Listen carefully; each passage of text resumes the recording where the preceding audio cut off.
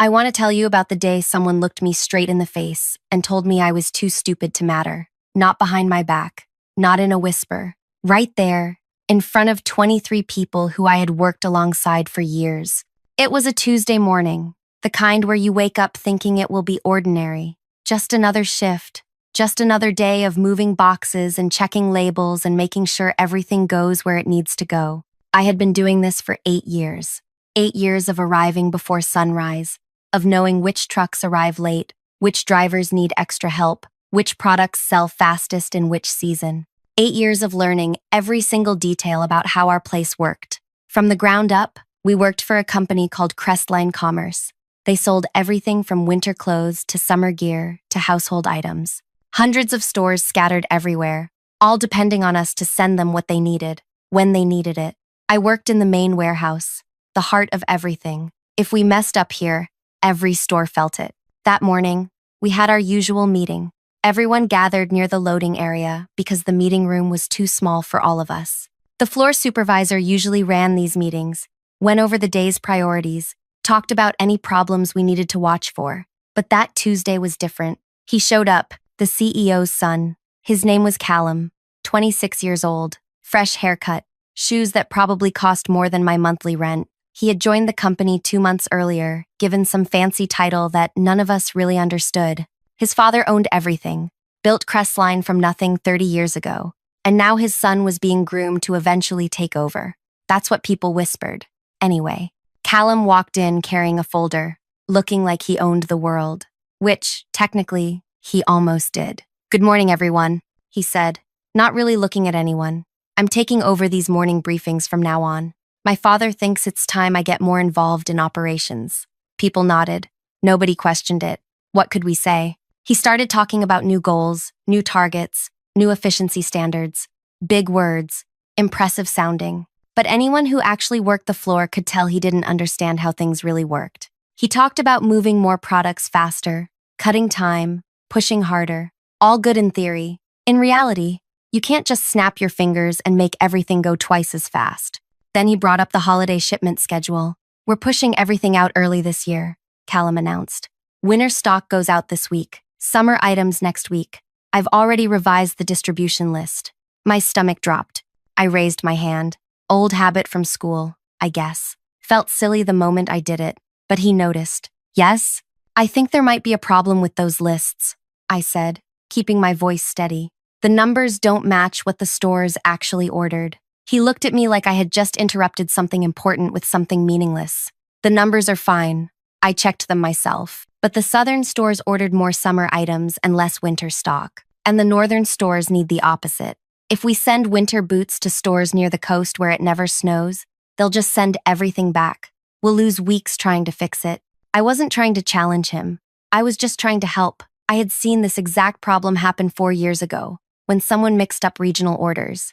It had been a disaster, took months to sort out, cost the company so much money that 3 people lost their jobs over it. Callum stared at me for a long moment. Then he smiled. Not a friendly smile, the kind that makes your skin prickle. "What's your name?" he asked. "Shayna." "And what's your position here, Shayna?" "I work the floor. I check inventory, coordinate with drivers, make sure shipments match orders before trucks leave." "So you load boxes?"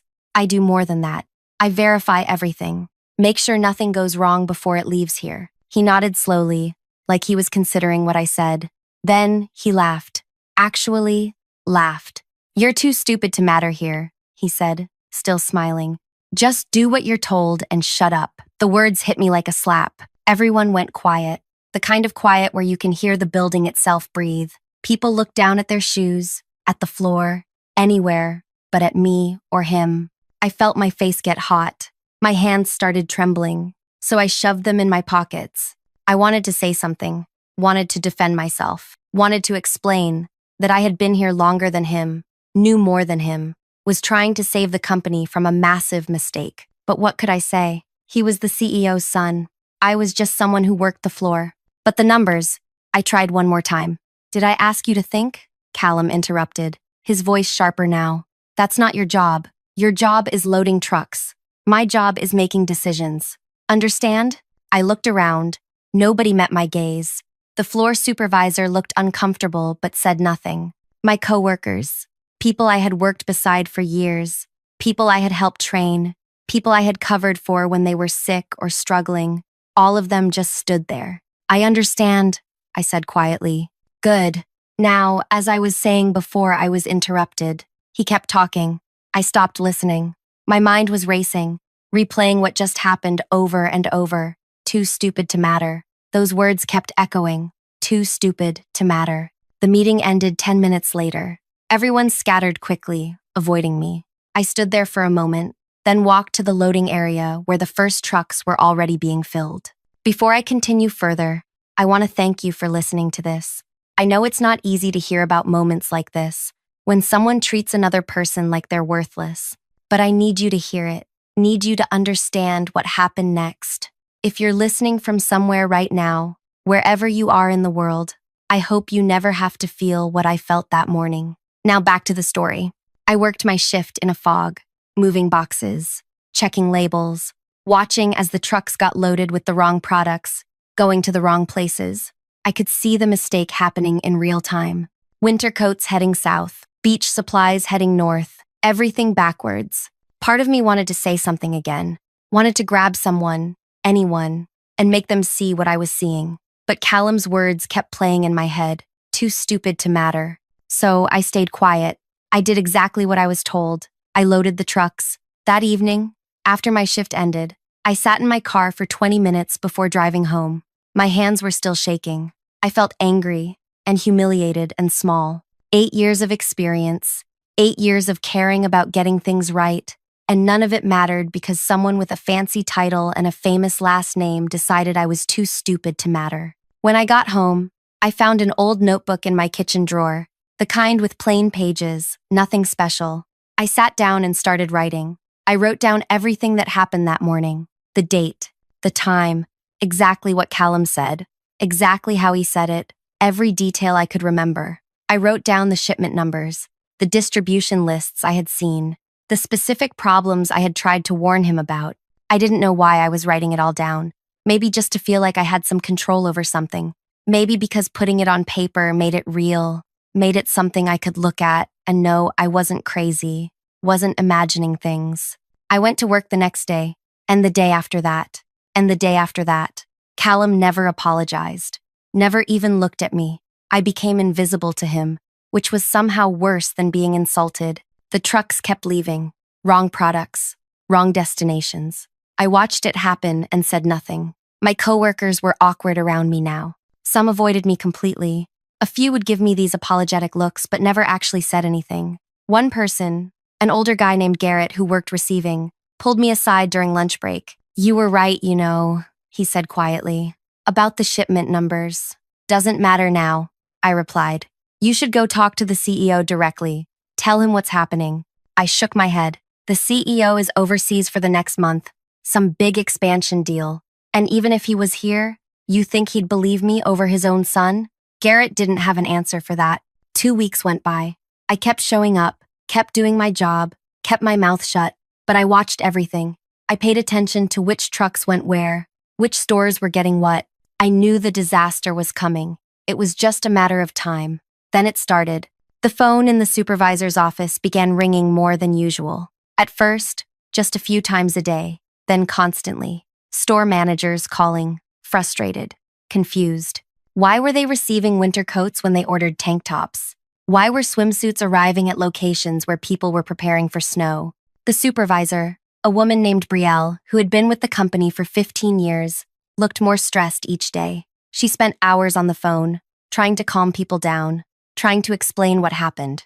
But she couldn't explain it because she didn't fully understand it herself. She just knew that somehow, everything had gone wrong. I heard her talking to Callum one afternoon. I was moving inventory nearby, close enough to hear through the open door. "We have serious problems," Brielle said. 17 stores have called today alone.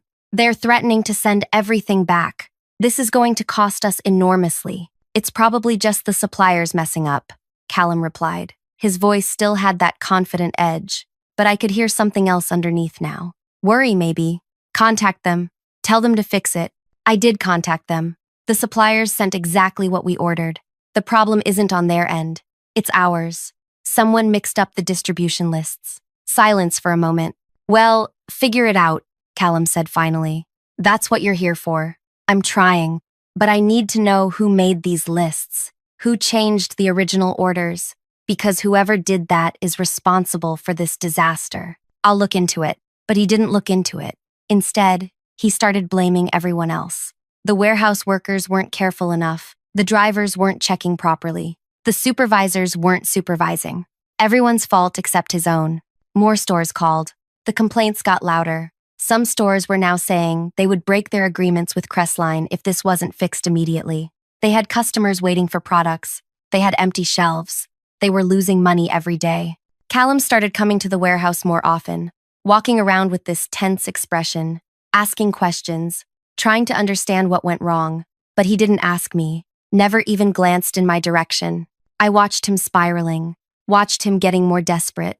Part of me felt satisfied. Another part felt something heavier, because I knew this was going to get much worse before it got better. 3 weeks after that morning meeting, after that moment when he called me too stupid to matter, things reached a breaking point. It was a Friday evening.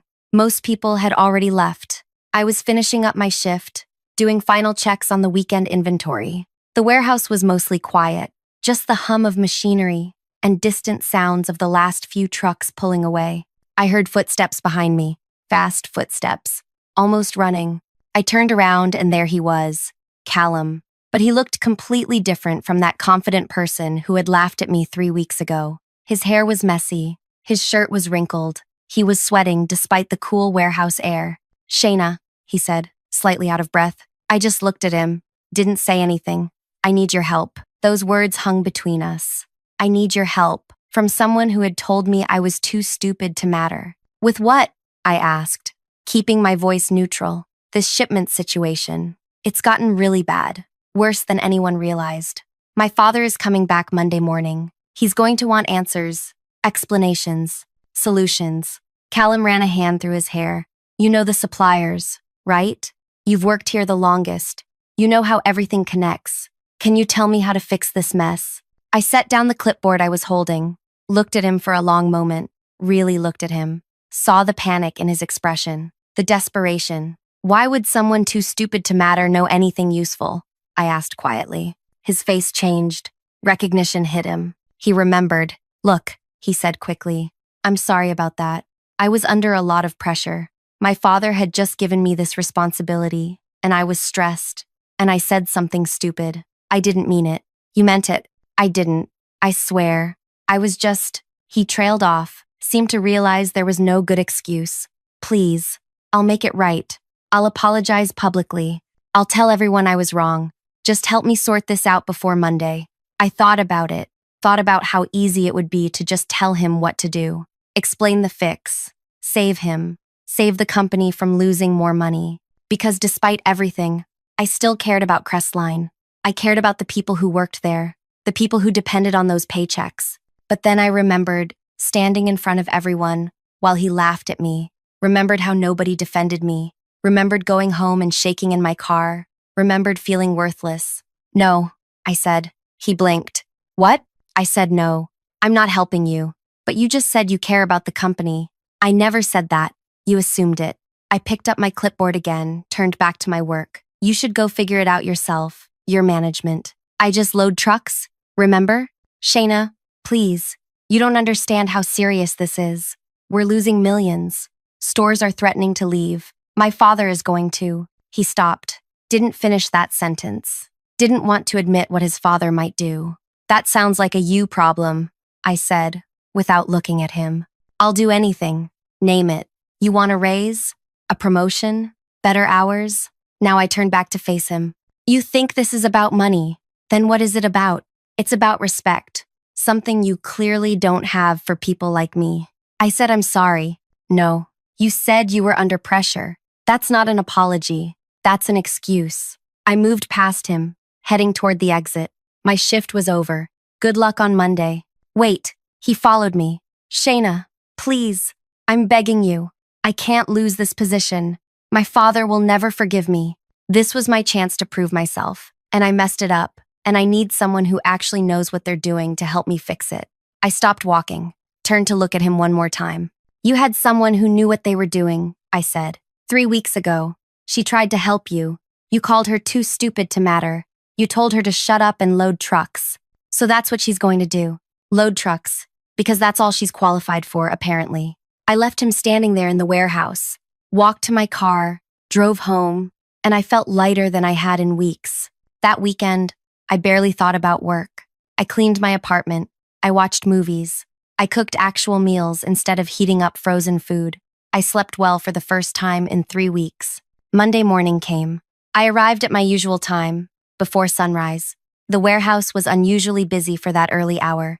More people than normal, more noise, more tension in the air. Then I saw him, the CEO, Callum's father. His name was Theodore, 61 years old, built like someone who had spent his youth doing manual labor before building his business empire. He had arrived early, earlier than anyone expected. He was standing in the main warehouse area, talking to Brielle and several other managers. His expression was stone. Next to him, Callum looked like he wanted to disappear into the floor. I clocked in quietly, tried to stay out of sight, started my morning routine like usual. But then Brielle noticed me. Shayna, can you come here, please? My heart started beating faster. I walked over slowly. Theodore looked at me. His gaze was sharp, assessing. You're Shayna? Yes, sir. I'm told you tried to warn my son about a shipment problem 3 weeks ago. Is that correct? I glanced at Callum. He wouldn't meet my gaze. Yes, sir. Tell me exactly what happened. So I did. I told him about the morning meeting, about noticing the distribution lists were wrong, about trying to explain the problem. I kept my voice calm, factual. I didn't mention the insult, didn't mention how Callum had humiliated me, just stuck to the facts about the shipment issue. When I finished, Theodore was quiet for a moment. Then he turned to his son. Is this true? Callum nodded miserably. And did you check her concerns? Verify whether she was right? I thought. I assumed the lists were correct. I had spent hours on them, and I didn't think. You didn't think someone who had been here for 8 years might know something you didn't? Callum said nothing. Theodore looked back at me. Why didn't you push harder? Come directly to me? You were overseas, sir. And I hesitated. And what? And your son made it very clear that my opinion didn't matter, that I should just do my job and stay quiet. Did he? It wasn't a question. Theodore's jaw tightened. What else did he say? I looked at Callum again. He was staring at the ground. For a moment, I almost felt sorry for him. Almost. He said I was too stupid to matter here. He told me to shut up and load trucks. The warehouse had gone completely quiet.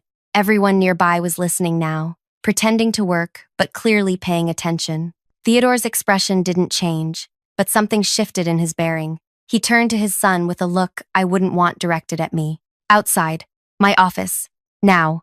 They left together. Callum looked back once as they walked away, and I saw genuine fear in his expression. The rest of us stood there in awkward silence for a moment. Then Brielle cleared her throat. Everyone back to work, she said quietly. I went to my station, tried to focus on inventory, but my hands were shaking again, though for different reasons this time. An hour later, Brielle came to find me. Theodore wants to speak with you, she said. In the upstairs office. I followed her up, my mind racing. Was I in trouble? Was I about to get blamed for not trying harder to stop this disaster? The office was spacious, but not flashy. Theodore sat behind a large wooden surface, looking tired. Callum stood to the side, and he looked worse than tired. He looked broken. Sit, Theodore said to me, gesturing to a seat. I sat. I've spent the last hour going through everything, Theodore said. The shipment lists, the orders, the complaints, the financial damage. And I've spoken with my son about what happened 3 weeks ago. I waited. You were right. About all of it. The distribution was completely backwards. If we had listened to you, we could have avoided millions in losses and saved our relationships with dozens of stores. Yes, sir. My son has explained to me exactly what he said to you, how he treated you, what he called you. Theodore leaned back. That is unacceptable. Completely unacceptable. I don't care whose son he is. Nobody in this company talks to another person that way. Callum shifted uncomfortably but stayed silent. I built Crestline from nothing, Theodore continued. Started in a warehouse smaller than this one, doing exactly what you do. loading, checking, learning every single piece of how this business works. I thought I had taught my son that same respect for everyone who works here. Clearly, I failed. Father, Callum started. I'm not talking to you right now. Theodore's voice was sharp. He looked back at me. Shayna, I'm offering you my sincere apology for what happened, and I'm offering you a choice. I wasn't expecting that. A choice? My son needs to learn this business properly. From the ground up, the way I did, the way you did. He needs to understand that the people working the floor aren't just bodies moving boxes. They're the ones who actually know how things work. Theodore paused. I'm removing him from his current position. He's going to spend the next 6 months working in the warehouse, learning the job he dismissed as unimportant. Callum's head snapped up, shock written all over his face. But he didn't argue, didn't protest, just stood there, absorbing the news. And, Theodore continued, he's going to report directly to you. Now it was my turn to look shocked. Sir, you know this warehouse better than anyone. You spot problems before they become disasters. You care about getting things right. Those are exactly the qualities we need in leadership. Theodore folded his hands. I'm promoting you to floor operations lead. You'll oversee the daily warehouse operations, train new workers, and supervise anyone who needs to learn how things actually work, including my son. I couldn't speak for a moment. My mind was spinning. The choice I'm offering you, Theodore said, is whether you want this position, whether you want to stay with a company that allowed you to be treated so poorly. I wouldn't blame you if you said no, if you wanted to walk away and never look back. I thought about it, really thought about it. Part of me wanted to leave, wanted to tell Theodore that some damage can't be fixed with a promotion. But another part of me remembered why I had stayed all these years. Because I was good at this. Because I cared about doing things right. Because this job, despite everything, mattered to me. I'll stay, I said. I'll take the position. Theodore nodded, something like approval in his expression. Good. You start immediately. Your first responsibility is teaching my son everything you know. And Callum? He turned to his son. You will do exactly what she tells you. You will ask questions when you don't understand. You will treat her and everyone else in this warehouse with respect. If I hear one complaint, one word that you've stepped out of line, you're finished here. Understood? Yes, sir, Callum said quietly. Dismissed. Both of you. We left the office together, walking down the stairs in silence. When we reached the warehouse floor, Callum stopped. Shayna, Save it, I interrupted. Your father already apologized. You're here to work now. That's all that matters. He nodded slowly. Where do I start? I looked at him for a moment. This person, who had laughed at me, who had made me feel worthless, was now asking me what to do. Go find Brielle. Tell her you need warehouse work clothes, steel-toed boots, gloves. Once you're changed, meet me at the receiving area. Okay. He walked away, and I stood there processing everything that had just happened. In less than 2 hours, my entire situation had flipped. I was now in charge. Callum was now under me. The other workers had noticed something was different. They whispered to each other, shooting glances my way. Brielle approached me. So it's true? She asked. You're the new lead? Apparently. About time, she said. You should have been promoted years ago. Everyone knows you basically run this place already. She paused. And Callum? Learning from the bottom. Brielle smiled slightly. That's going to be interesting. Interesting was one word for it. Callum showed up 20 minutes later wearing basic work clothes that looked brand new. The boots probably still had the price tag on them yesterday. He looked uncomfortable, out of place. All right, I said. First lesson. See those trucks over there? 4 of them arrived this morning with products from different suppliers. Your job is to help unload them. Check every single item against the delivery list and organize everything by category in the storage zones. That's it. That's it for today. Tomorrow you'll learn the next part. But today, you're just unloading and organizing. He looked at the trucks. They were big, full. It was going to take hours of physical work. Do I work alone? He asked. No, you'll work with the receiving team. Garrett will show you what to do. Follow his instructions exactly. I walked him over to where Garrett was checking a delivery list. Garrett looked up, saw Callum, and his eyebrows went up. Garrett, this is Callum. He's training with us for the next 6 months. Can you walk him through receiving procedures? Garrett glanced at me, then at Callum, then back at me. Understanding dawned in his expression. Sure thing. Come on, kid. Let's get you started. I watched them walk toward the first truck, watched Callum climb up into the cargo area, watched him start lifting boxes, clearly not used to this kind of physical work. My name is Shayna, by the way. I should have mentioned that earlier. Shayna Reddy, 29 years old, grew up in a small town 3 hours from here. Started working at Crestline right after finishing school because I needed money and they were hiring. Never imagined I'd still be here 8 years later. Never imagined I'd end up running the floor. The first week was brutal. Not for me, but for Callum. He showed up every morning at the same time as everyone else. He did the grunt work. He lifted boxes until his arms shook. He learned how to check inventory lists. He made mistakes and had to redo things. And every single day, he had to ask me or someone else for help. Had to admit he didn't know something. Had to swallow his pride and listen. I wasn't cruel to him. I didn't mock him or belittle him or throw his own words back in his face, tempting as it was. I just treated him like any other new worker, showed him how things worked, corrected him when he was wrong, answered his questions, but I didn't go easy on him either. The storage zones are organized by season and category. I explained one morning. Winter clothes in Section A, summer items in Section B, household goods in Section C. Everything has a specific place. You put something in the wrong spot, we waste time searching for it later.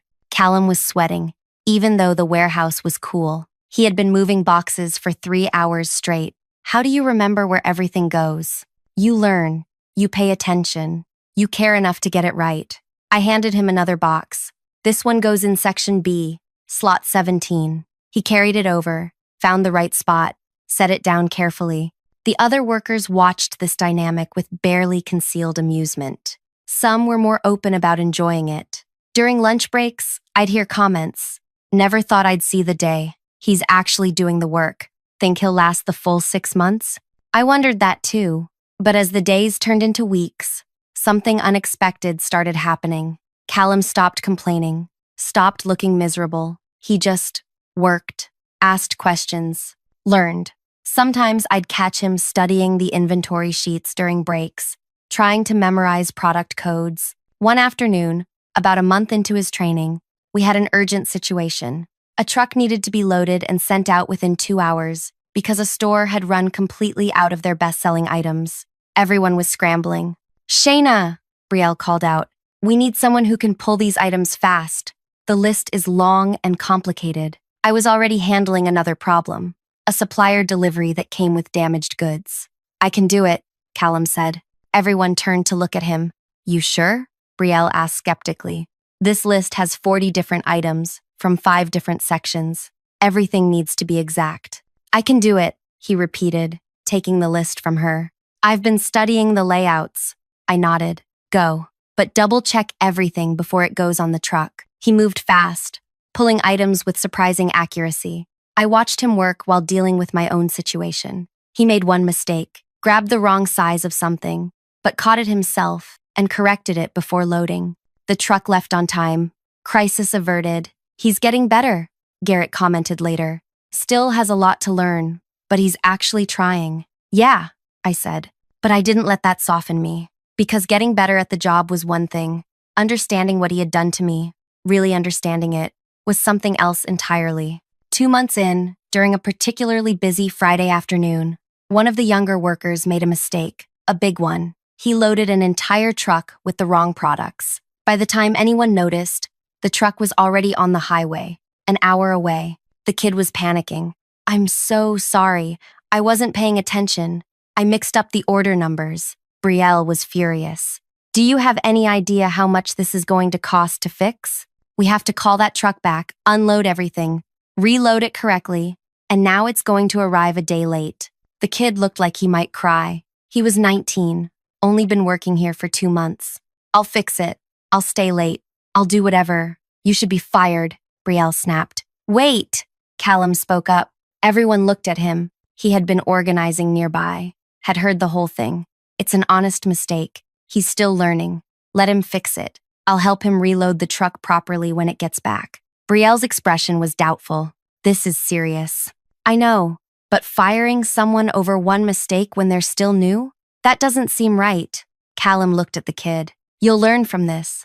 You'll be more careful, right? The kid nodded frantically. I swear, I'll triple-check everything from now on. Brielle looked at me. Your call. You're the lead. You're the lead. I thought about it. Thought about second chances. About mistakes. About being treated like you matter. He stays, I said. But you're both reloading that truck correctly when it returns. And you, I pointed at the kid, are going to spend tomorrow morning with me, learning proper order verification procedures. Thank you, the kid said, relief flooding his face. After he walked away, Callum approached me. Can I talk to you for a minute? Privately? We stepped outside to the loading area where it was quieter. What? I asked. I just wanted to say, I get it now. What you tried to tell me that morning. Why it mattered. He looked uncomfortable, but pressed on. These past 2 months, I've worked alongside everyone here. I've seen how hard they work, how much they know, how much they care about getting things right. And I was so arrogant, thinking I could just show up and tell people what to do without understanding anything. I didn't respond, just waited. When that kid made a mistake just now, my first instinct 2 months ago would have been to blame him, to get him out of the way. But now I understand that everyone makes mistakes. What matters is whether you learn from them, whether you treat people like human beings who deserve respect and second chances. He paused, looking directly at me. What I said to you was unforgivable, and I know apologizing doesn't erase it. Nothing can erase it. But I want you to know that I genuinely understand now why it was so wrong.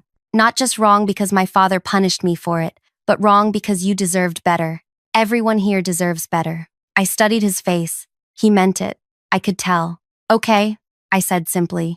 Okay? You're learning. That's what this is for. Keep learning. I walked back inside, leaving him to think about what he had just said. 3 months passed. Then 4. The holiday season approached again, exactly 1 year after the disaster. But this time, we were prepared. This time, Callum knew better than to ignore the people who actually understood how everything worked. He had changed, really changed. Not just in the way he worked, but in the way he talked to people. He asked questions with genuine curiosity. He listened when people explained things. When someone made a suggestion, he considered it instead of dismissing it. Shayna, he said one morning, looking over the new holiday distribution lists. These numbers for the coastal stores seem high for winter items. Should we adjust them? I checked his work. He was right. Good catch. Send it back for revision. He smiled slightly. Not a proud smile, just a satisfied one. The smile of someone who was getting better at something difficult. The holiday shipments went perfectly. Every store got exactly what they ordered. No complaints, no returns, no disasters. Theodore came to the warehouse to personally thank everyone for a successful season. This is what I built this company on, he told the whole team during a morning meeting. People who care, people who work hard, people who respect each other and the work they do. I'm proud of all of you. His gaze lingered on Callum for a moment, then on me. Something passed between the three of us. An understanding. Month 5 arrived. Callum's training was nearly complete. He could handle almost any task in the warehouse now. He knew the storage systems, the shipping procedures, the supplier relationships. He could spot problems before they became emergencies. He had earned the respect of most of the workers, though some still kept their distance. One afternoon, I found him sitting in the break area during lunch, eating a sandwich and reviewing supplier contracts. You don't have to do that during lunch, I said, sitting across from him. I know. I just want to understand the bigger picture, how everything connects. He looked up. Can I ask you something? Sure. Why did you stay? After what I did, after how I treated you, why didn't you leave? You could have found work anywhere. You clearly have the skills. I thought about how to answer that. Because walking away would have meant letting what you said define me, would have meant accepting that I was too stupid to matter. By staying, by taking the promotion, by teaching you how wrong you were, I proved that you were the problem, not me. He nodded slowly. I was the problem. Yes, you were. Do you think I've changed enough? Do you think I'm actually different now? Or am I just better at pretending? It was a surprisingly honest question. I think you've changed. But the real test isn't how you act when someone's watching. It's how you act when nobody is. What you do when you have power again. If I have power again, he corrected. My father hasn't said what happens after these 6 months end. He'll give you another chance. That's what fathers do. But whether you deserve it, whether you've actually learned anything, that's up to you. We sat in silence for a moment. For what it's worth, Callum said quietly, you were never stupid. You were the smartest person in that room. And I was too arrogant and insecure to see it. I know, I said, but thank you for finally saying it. Month 6 arrived faster than I expected. Callum's official training period was ending. Theodore scheduled a meeting with both of us. We sat in his office again, same seats as 6 months ago, but everything felt different now. Callum, Theodore began, your training period is complete. I've received reports from Shayna, from Brielle, from several other supervisors. They all say the same thing. You've worked hard. You've learned. You've changed your attitude completely. Callum sat straighter but didn't smile, just waited. However, Theodore continued, learning to work in a warehouse and learning to lead are two different things. You understand the operations now, but do you understand leadership? I'm starting to, Callum said carefully. I understand that leadership isn't about having power over people. It's about enabling them to do their best work. It's about listening to the people who actually know what they're doing, even when they're not in fancy positions. Theodore looked at me. Has he learned that lesson? He's learned it here, I said, but he learned it in a situation where he had no choice, where he was being watched. The real question is whether he'll remember it when things get comfortable again. Fair point. Theodore leaned forward. Callum, I'm giving you a new position, not the one you had before. You're not ready for that level of responsibility yet, but you'll be working as an operations manager, coordinating between the warehouse teams and the regional stores. You'll report to Shayna. Callum blinked. I'll report to Shayna? Yes. She's proven herself more than capable of handling leadership, and you've proven that you can work under her supervision. This arrangement continues until I'm confident you can handle more responsibility without letting it go to your head. I hadn't expected that either. I thought Callum's training period would end, and we'd go back to some version of the old hierarchy. But Theodore was making it clear that things had permanently changed. I understand, Callum said. Thank you for the opportunity. Don't thank me. Thank Shayna for not quitting after what you did. Thank the team for accepting you back, and prove to everyone that you actually deserve another chance. After the meeting, Callum and I walked back to the warehouse together. You okay with this? He asked. Me still reporting to you? I'm fine with it, as long as you actually do your job and don't make me regret giving you honest assessments. I will. I will do my job, not make you regret it. He paused at the warehouse entrance. Shayna, I know I've said this before, but I need to say it again. Thank you. For not destroying me when you had every reason to. For teaching me instead of just letting me fail. For giving me a chance to become better. I didn't do it for you, I said honestly. I did it for me. Because being the bigger person, being the one who rises above pettiness and cruelty, that's who I want to be. That's who I am. He smiled, a real smile this time. I'm glad you are.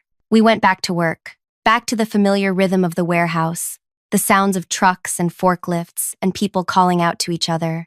But everything was different now. I was different. Callum was different. The whole dynamic had shifted. Over the next few months, Callum worked hard in his new role. He coordinated shipments, solved problems, communicated between different departments, and whenever he faced a difficult decision, he came to me first, asked for input, listened to advice. The other workers noticed. They warmed up to him gradually, started including him in conversations during breaks, started treating him less like the boss's son who had messed up and more like a colleague who was trying his best. 1 year after that terrible morning, when he had called me too stupid to matter, we had another holiday season meeting. Everyone gathered in the warehouse. Theodore was there, Brielle, all the supervisors, all the workers. Last year at this time, Theodore said, we had a disaster. We lost money, relationships, trust. This year, we had our most successful holiday season ever. Every shipment went out correctly. Every store got what they needed. And we did it because everyone here worked together, respected each other, and listened when people spoke up about potential problems. He looked at Callum. My son learned a hard but necessary lesson. He learned that respect isn't given based on your title or your last name. It's earned through how you treat people, how you work, how you lead. Then Theodore looked at me, and Shayna learned something too. She learned that standing up for yourself, even when it's difficult, even when it seems like nobody will support you, is always worth it. She proved that knowledge and experience matter more than arrogance and assumptions. Everyone clapped. It felt genuine, not just obligatory. After the meeting, as people were leaving, Callum approached me one more time. "I've been thinking about that morning," he said. "The morning I said those things to you. I've been thinking about what I could have done differently. And I should have listened, should have asked you to explain more, instead of cutting you off, should have valued your experience, should have treated you like the expert you are." He paused. "But I also want you to know something. What happened after, everything you did, the way you handled it, that changed my life. You could have ruined me, could have exposed me as incompetent in front of my father and everyone else. Instead, you just stepped back and let the situation speak for itself, let me fail on my own, then gave me a chance to learn. That wasn't kindness," I said.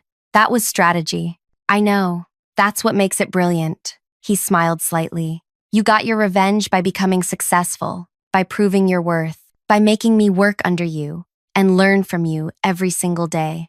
That's so much more effective than just getting me fired or humiliating me publicly. Is that what you think this was about? Revenge? Wasn't it?" I considered the question. Maybe at first, but it became about something bigger, about changing how things work, about making sure people like me don't get dismissed and insulted just because someone higher up doesn't want to listen. "You succeeded at that. We'll see. Real change takes time." He nodded. "Well, for whatever it's worth, I'm different now because of you, and I'll spend the rest of my career making sure I never treat anyone the way I treated you." "Good," I said. "That's all I wanted." He walked away, and I stood there in the warehouse I had worked in for 9 years now, the place that had seen me at my lowest, heard me get insulted, watched me get humiliated, the same place that had now seen me rise, take charge, become someone who mattered. Too stupid to matter, that's what he had called me. But here I was, running operations, training the owner's son, proving every single day that intelligence isn't measured by your position or your title or your confidence. It's measured by what you know, how you use that knowledge, and whether you have the courage to speak up even when nobody wants to listen. I looked around at the warehouse, at all the workers doing their jobs, at the organized chaos of products moving in and out, at the system that worked because people cared enough to make it work. This was mine now, not legally, not officially, but in every way that mattered, and nobody could ever take that away from me. Thank you for listening to this story. If you found it meaningful, if it made you think about how we treat each other, how we value people regardless of their position, I'd appreciate if you could like this video and leave a comment sharing your thoughts. Maybe you've experienced something similar. Maybe you've been the person who dismissed someone and learned better. Either way, your story matters too. And if you want to hear more stories like this, real human experiences that teach us something about ourselves and each other, please subscribe. There are so many more stories to tell.